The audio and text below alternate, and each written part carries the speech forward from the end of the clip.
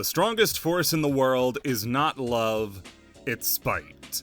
Love is a clean and efficient green energy. Spite is a diesel engine older than some amendments, bellowing Vanta black smoke that's ripping the ozone layer apart like a phone book. It's not good to be spiteful, but it gets stuff done. When someone has pissed you off bad enough, you can move mountains. Spite is what made the Lamborghini. Spite revolutionized the field of paleontology. Spite got us on the moon! Creative mediums like books and films, I think, are the best for spite, because there are levels to how venomous you can be. You can either throw in a few small jabs to get back at people you don't like, or dedicate an entire work to just how much you hate somebody or something. Video games can range wildly in their spitefulness, with tamer examples being things like the No Hopers Easter egg in Donkey Kong Country 2, or the one-liners in Duke Nukem games. You up that a few levels, though, and you get to the really juicy stuff. Times when significant portions of games are meant to be a thumbing of the nose to somebody the devs didn't like. Today, I want to look at what happens when developers get spiteful.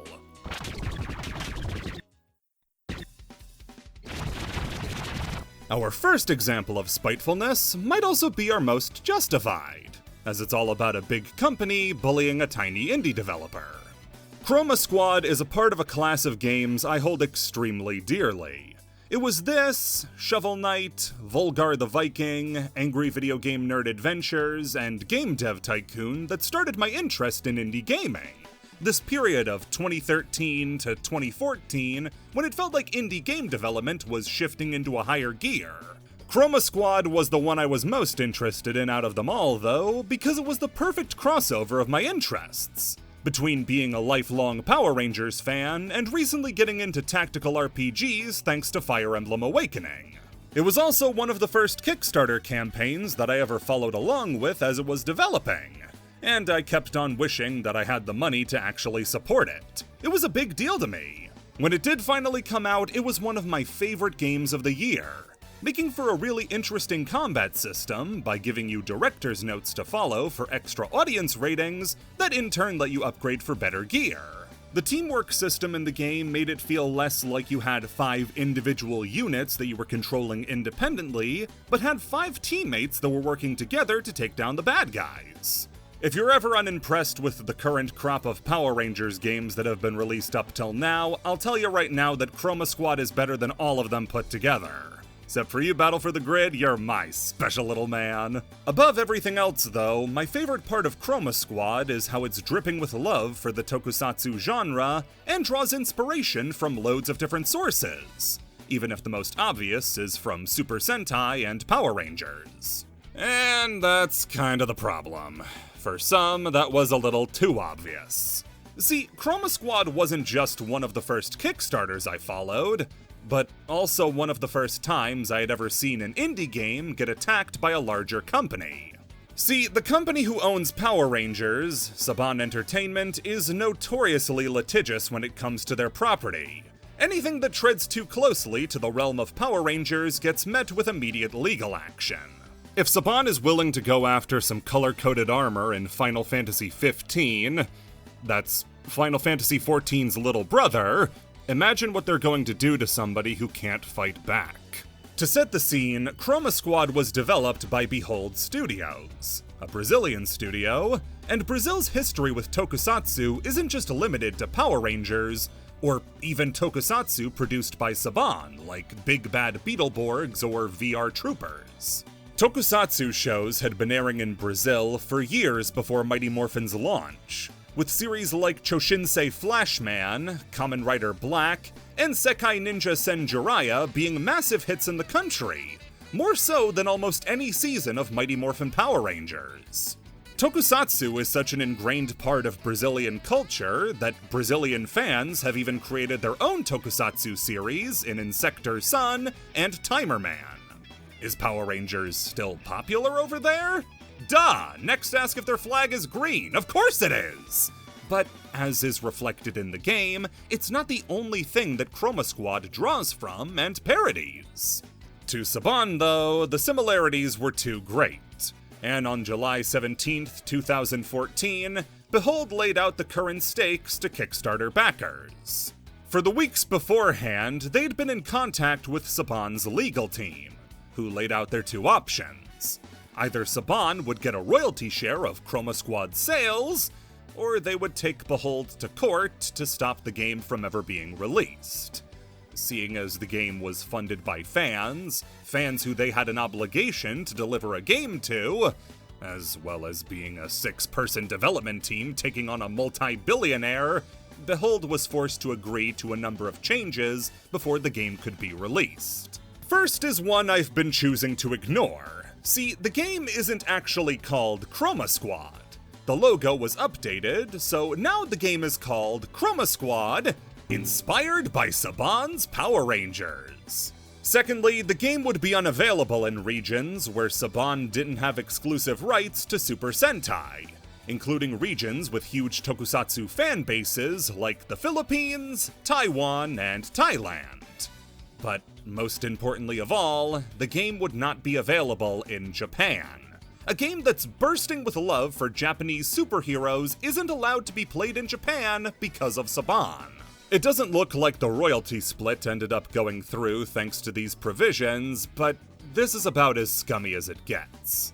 Behold said their talks with Saban were good, and they saw it as a potential win-win for both companies, but it doesn't come off that way. Sure, Behold got to use Power Ranger figures and trailers for the game, but that's about it. They never got a sanctioned crossover with Power Rangers in Chroma Squad. The most they got was the ability to directly say, yeah, this is based on Power Rangers. What we got was a bully threatening to take your lunch money, but settling for you getting his name tattooed on your forehead. Luckily for the team, they kinda had pre-prepared spite that, after the lawsuit, came off as way worse than it originally did. Chroma Squad starts with your team of stunt people getting fired from the original show before they come back together to form their own indie studio to make a tokusatsu show outside of the studio system.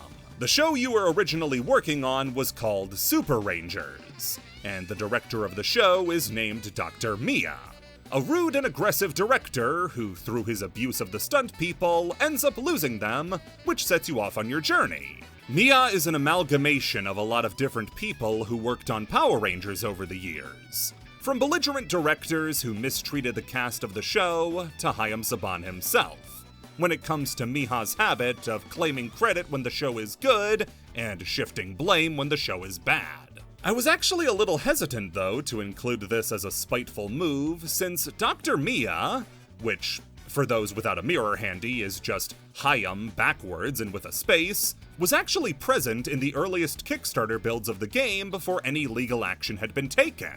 That meant they had made this character without even needing a personal reason.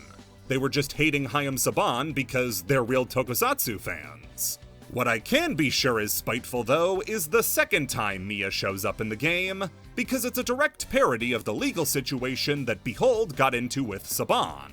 Mia will contact you at a certain point in the game and say that your new show is a blatant ripoff of Super Rangers. And to forgive your theft, he'll give you 3 options.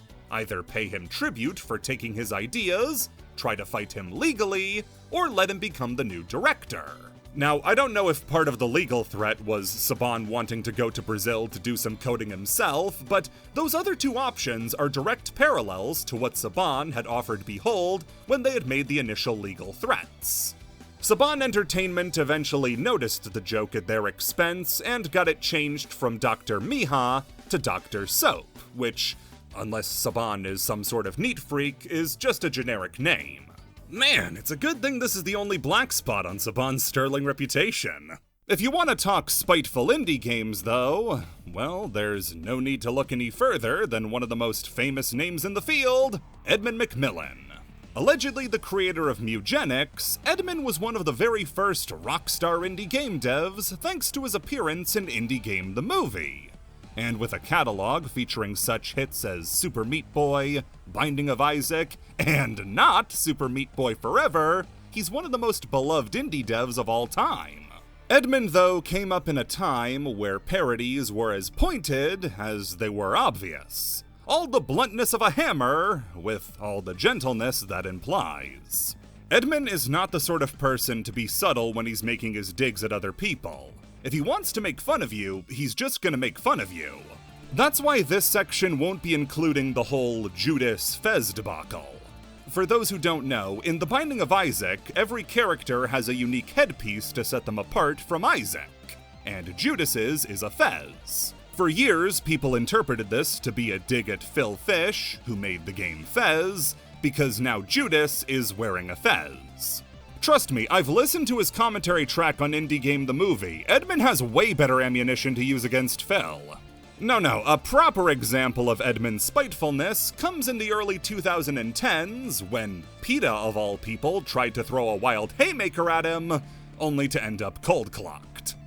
Back in the late 2000s, early 2010s, PETA was getting more and more radical with their marketing about how we needed to help animals, and made a few different games to help spread their message. The first few are more innocent Newgrounds-style games where you throw tomatoes at people wearing fur, but they slowly started to use more established game characters as the backdrops for their games.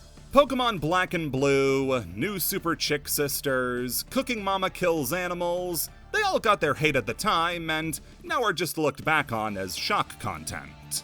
However, among those games, parodying high-profile Nintendo games that got console releases, was a parody of Edmund's Super Meat Boy, Super Tofu Boy. This casts Meat Boy as the bad guy who kidnaps Bandage Girl and leaves you, as Tofu Boy, to save her. The game is a poor recreation of Meat Boy's unique physics, but over any gameplay sense, the first question is, why? Why was Meat Boy high up on the list of targets after Fur is Murder Mario and dogfighting Pokemon? Well, it turns out that, it's because of Edmund himself. As a promotional tactic for Super Meat Boy, he skulked around the PETA forums and talked about Meat Boy as the next big game and how it was disgusting propaganda, trying to bait PETA into doing something with it like they had for their previous games. They took the bait and made Tofu Boy, which made PETA look like a bunch of idiots. Meat Boy isn't a game about eating meat. Meat Boy isn't even made of meat, he just doesn't have any skin.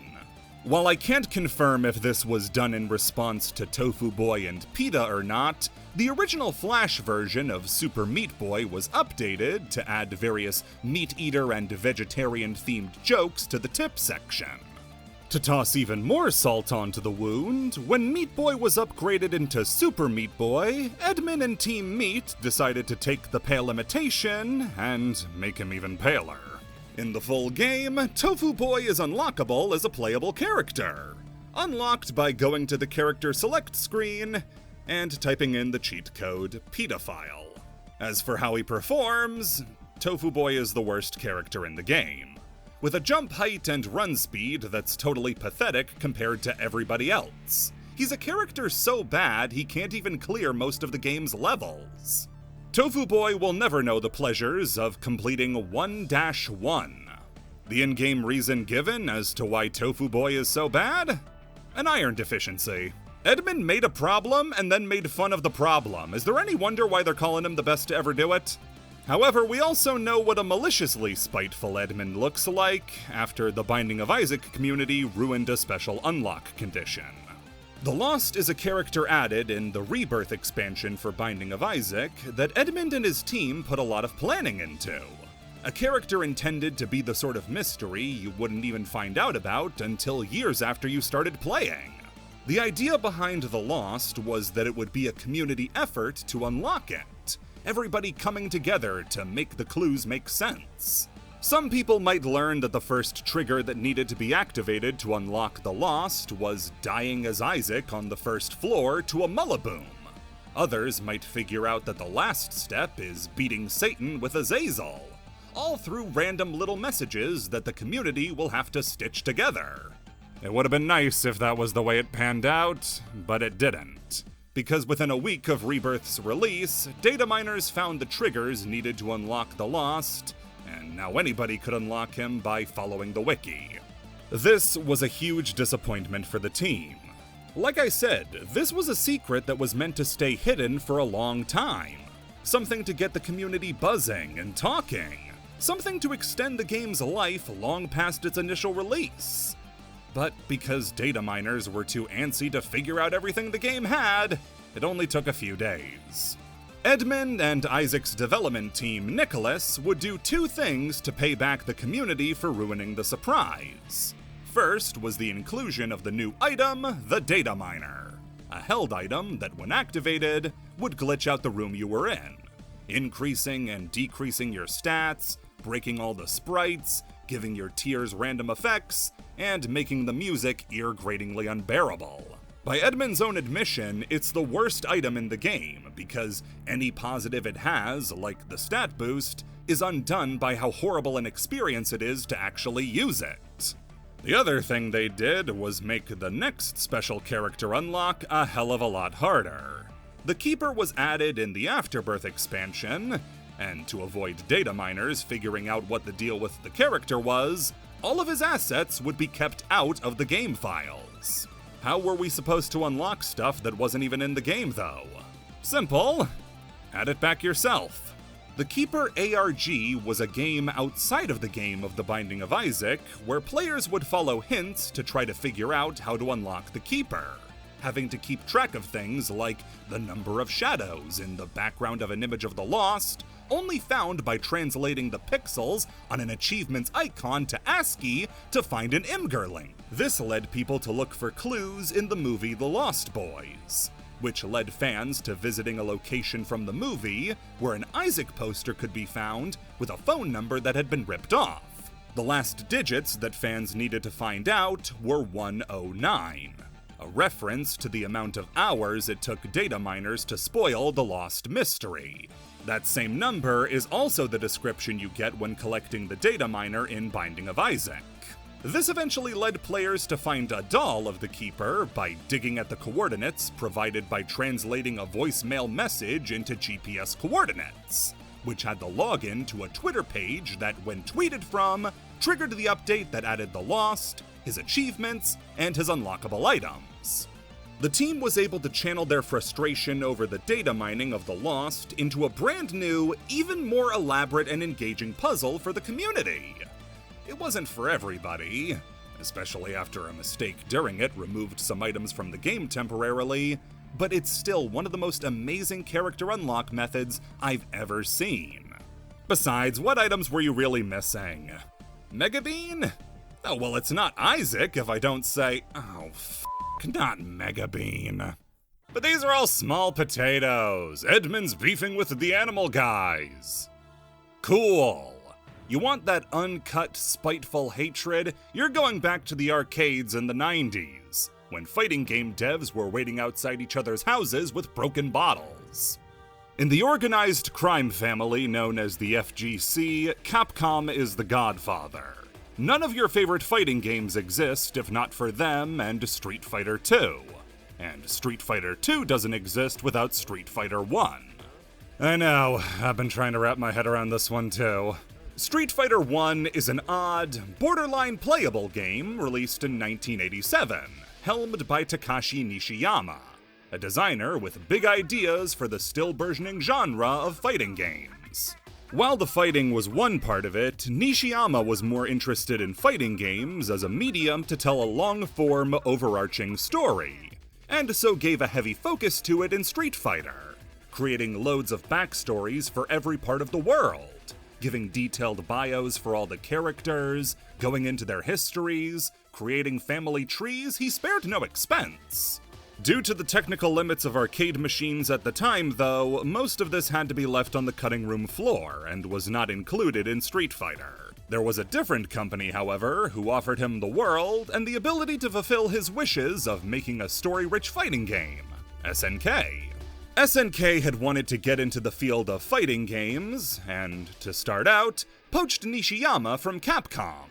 He already had one foot out the door, thanks to personal differences with the top brass at Capcom, and SNK grabbed the other leg and swung him into the director's chair for their answer to Street Fighter, Fatal Fury. This scratched the itch that Nishiyama had for a fighting game with a robust story, crafting a years-long storyline following the two brothers, Terry and Andy Bogard, as they returned to Southtown to defeat the man who killed their father, Geese Howard. This story would inspire fellow developer Hiroyoshi Matsumoto to make his own fighting game set in the same universe as Fatal Fury, Art of Fighting. Set in the late 70s, Art of Fighting tasked you with rescuing Yuri Sakazaki from the evil Mr. Big, either taking up the role of her maybe boyfriend Robert Garcia, or her karate-gi-clad brother, whose name starts with RY and ends with one of the last two vowels. That's right, Ryo! Ryo Sakazaki, folks! Because of this, SNK would get their shit pushed in for the next few years. Now, it's important to remember that Ryo was made in part by Takashi Nishiyama, the guy who also helped to create Ryu. He said before that Ryo isn't meant to be a dig at Ryu or his former employers. If anything, Ryo is a homage to his former work. Capcom said, "F you, I'm gonna kill you." The release of Art of Fighting started a years-long feud between Capcom and SNK. They'd already be at odds for occupying the same space in arcades, but this turned the Cold War red hot. Capcom was incensed by what they saw as a blatant ripoff of Ryu, and decided in 1995 to start the counteroffensive. Street Fighter Alpha was the next Street Fighter game after 2 and its revisions, and it introduced a nice amount of new characters, like Charlie, Rose, and Adon. Among them, though, was a character hidden behind a super-specific requirement. By highlighting random and punching in a code, you could unlock Dan Hibiki. Dan is a martial arts goofball. His attacks are all pathetic versions of Ken and Ryu's. His fireball barely goes out an inch in front of him. His DP is wimpy and weak, only being invulnerable at random. His Super Hadoken is just him being able to perform a single regular fireball. If you didn't know anything about the bad blood, you'd have just assumed these were all parodies of Capcom's own characters. But really, everything about Dan is built to be a joke at SNK's expense. Dan's pink gi might seem like it's meant to be a silly version of Ken and Ryu's, but the undershirt is what makes it a dig at Ryo specifically, while his ponytail and little bit of hair sticking out of the top is meant to be Robert's hair. His impotent fireball is the Kouken, Ryo's fireball from Art of Fighting when you have a low special meter, which makes the fireball only extend out a little bit in front of you. Dan's Hisho Buraiken is a joke aimed at Ryo's special move, the Ryoko Ranbu. About the only unique thing about Dan is his legendary taunt. All of this was bundled together into a package calling SNK a joke, because look how dumb all their moves are in the world of Street Fighter. Dan would also come packing win quotes like, "I hate the art of fighting, but I want to become the king of fighters." Speaking of KOF, most people end the conversation about Dan at Capcom beat up SNK, stole their lunch money, and left. But this wasn't a one-sided rivalry. See, when Dan assassinated Ryo and Robert, he made the mistake of leaving one member of Team Art of Fighting alive. No, obviously not Takuma. He got when they made Dan's dad, who got killed by Sagat. No, I mean that damsel in distress from the first Art of Fighting game, Yuri. Yuri became a playable character in Art of Fighting 2 and avoided Capcom's wrath because, well, shit, we're gonna make this character in a few years. SNK used Yuri's moveset as a way to poke fun at Capcom for what they did with Dan, including the Tatsu, Shoryu Reppa, Shin Shoryuken, Raging Demon, even Dan's Hisho Buraiken has been adapted into her level 3 from KOF 14 onwards.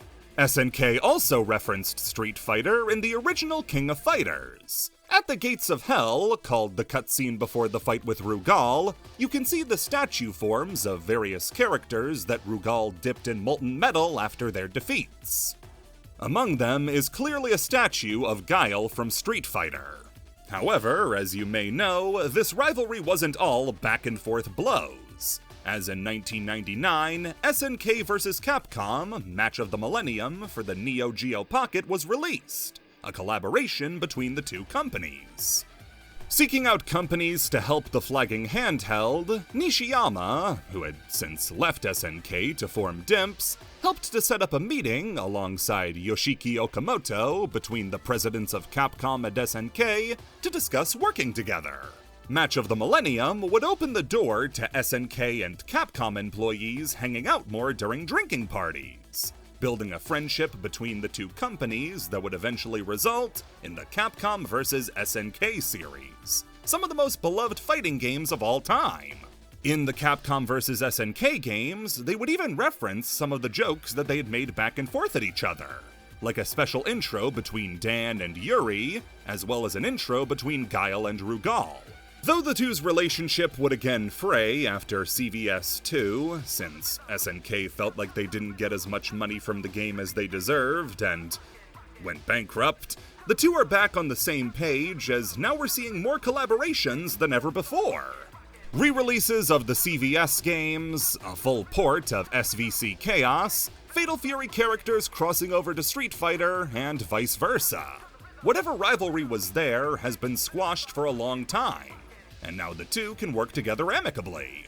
For those who might not understand how big a deal it is to have the Fatal Fury characters in Street Fighter 6, there was never a crossover character in a Street Fighter game before. No other characters from any other companies have ever been in a mainline Street Fighter game, until now. I even think the two companies' more positive attitude towards each other has had a good effect on Dan as a character. After the two companies buried the hatchet, Dan was able to become a much more realized character, even getting some really good stuff in the comics. Heck, Dan was even briefly good in Street Fighter V, in the most Dan way possible, because of a glitch. But what about when an entire series changes course because somebody felt like making themselves a problem? I've talked about this a bit before, but that was mostly setup. What we're talking about this time is the payoff. It feels insulting to call Suda51 a crazy person, because if he was a crazy person, then all of his work would be disconnected garbage that was weird for the sake of weirdness. Instead, Suda51's work has a really strong through line in its themes and presentation that shows he's a genius. Besides, boiling down Suda's style to just weird random anime junk is just reporting that you've only played his action games and didn't even understand those. Play Silver Case, I dare ya. That said, some of Suda's most memorable games come from after his transition into mostly action games, namely the No More Heroes series. Unfortunately, that sort of success got him noticed by EA, who Suda approached alongside Resident Evil creator Shinji Mikami, after the two became fast friends when working on Killer 7. This would eventually give birth to Shadows of the Damned, but not before it was supposed to be a totally different game called Kurayami. The description of a dark survival horror game with a de-emphasized combat and a Kafkaesque tone exploring the dark corners of the human mind is completely detached from the game that ended up coming out. Kurayami was supposed to be a game where subtlety was the killer, not the monsters. You'd work yourself up into a bigger frenzy, wondering what was going to happen next than the game would ever even deliver on. We all have different ideas of what makes good horror, but for me, this is the type that's most effective at keeping you afraid after the experience is over. The type that gets you peeking at the dark corners of your own house, wondering if now is when the scare finally comes. That's what made me fall in love and enjoy Psychopomp so much, and that's one of my favorite horror games of all time. In contrast to Shadows of the Damned, you have a game without an ounce of subtlety. A game that sounds like a Suda51 game, as told by somebody who never really played one. It's the first time a game that touts itself as a Suda51 game doesn't have the same feeling as the rest. It has the feeling of a game that wears the label of a Suda51 game, but simply to pass inspection. The inside is nothing like what it should be. Comparing this to games like Silver Case, Flower, Sun, and Rain, or even the first No More Heroes, you can tell that this is something completely different. What's the deeper message behind Shadows of the Damned that those other games have? To me, it just doesn't have one. It's no surprise that the game did in fact have a cursed development cycle, with Suda's punk rock philosophy on game making rubbing up against the higher-ups at EA until he was eventually worn down. Whenever Suda proposed something new, it was either turned down or turned into something else. The game has no gun, you better add a gun. The gun has a fairy living inside of it? Make it a skull. The game is about these deeply personal themes of existential dread? Make it Mario, but Bowser. But dick joke. Dick joke, dick joke, dick joke, penis joke? Alright, what's going on here? Suda wasn't even able to direct the game, only serving as an executive producer, and therefore had even less input on what the game would be.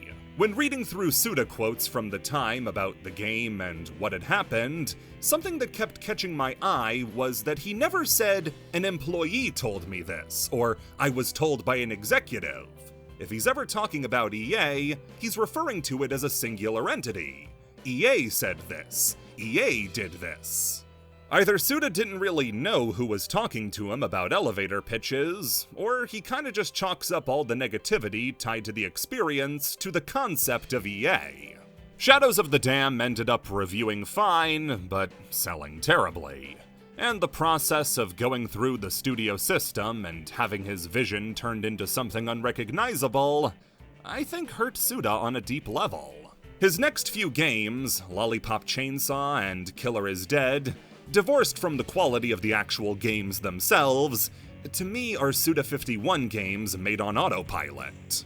Where his previous games had that extremely solid connective string, lumped together into the Kill the Past series by fans, I don't think anybody would ever consider adding these games to that series. They're crass and irreverent in a way that doesn't really serve the same purpose that the other games do, and it leaves them feeling soulless. It wasn't until Travis Strikes Again, No More Heroes, the very first game Suda had directed in over 12 years, that he could properly work through his feelings. Suda is inserted into his work in multiple different ways in Travis Strikes Again, the most obvious being the in-game game developer, Juvenile. The actual game of Travis Strikes Again is all about playing through 6 different games that Juvenile worked on through her life, with some having some pretty blunt parallels to Suda's own work, none more so than Serious Moonlight. We learn about Serious Moonlight in the second-to-last level of the game. It was originally meant to be its own original game, a dark RPG with heavy themes, inspired by Juvenile's own difficult life. During development, though, Juvenile became increasingly erratic to her development team, adding in more and more without accounting for what technology could actually do, and sending the game into development hell. By the time she realized the scope was too wide and she had to get something out, the rest of the staff was actively revolting, and in her panic, she ended up forcing the game to become Damned Dark Night, a sequel to Shadows of the Damned, which exists in the No More Heroes universe as a video game. Don't worry about it. The Serious Moonlight team would be broken up and sent all over the studio. But one developer, Damon Riccatello, held a grudge. They were on the verge of making the perfect video game, and he knew it! He was gonna finish Serious Moonlight. Juvenile, though, wouldn't hand over the death ball the game was stored on. And to get it, Damon beat Juvenile into unconsciousness, both to get the ball back and to get back at Juvenile for getting Serious Moonlight cancelled. The No More Heroes series is not one to shy away from difficult subject matters. Just look at the final boss of the first game. But the scene where Damon describes beating up Juvenile is the most brutal and upsetting thing in the whole series. Hearing him describe with a sick pleasure how Juvenile deserved the beating she got, and just how bad she was actually beaten. Now that Travis is here to collect the death ball, though, he delivers the same beating onto Damon that he delivered unto Juvenile, and calls him such a low form of scum he's not even worth killing. Damon's role in Travis Strikes Again ends with him swearing vengeance on Travis. To give this story the context it needs, welcome John Riccatello. former CEO of EA, and the person you can thank for games like SimCity being released in nearly unplayable states due to DRM, or who you might know as the guy who preyed upon the addictive qualities of microtransactions. John is a real piece of work, though if you're not a fan of the classics, you might also enjoy his newer work of destroying all the goodwill that Unity had spent years trying to build up. John Riccitiello was the CEO of EA from the time that Suda was making Shadows of the Damned. And though I doubt he was personally telling Suda all of the stuff that he was told during the development of Shadows of the Damned, I do think that whoever did was put in that position by John. Or at least they were in Suda's eyes.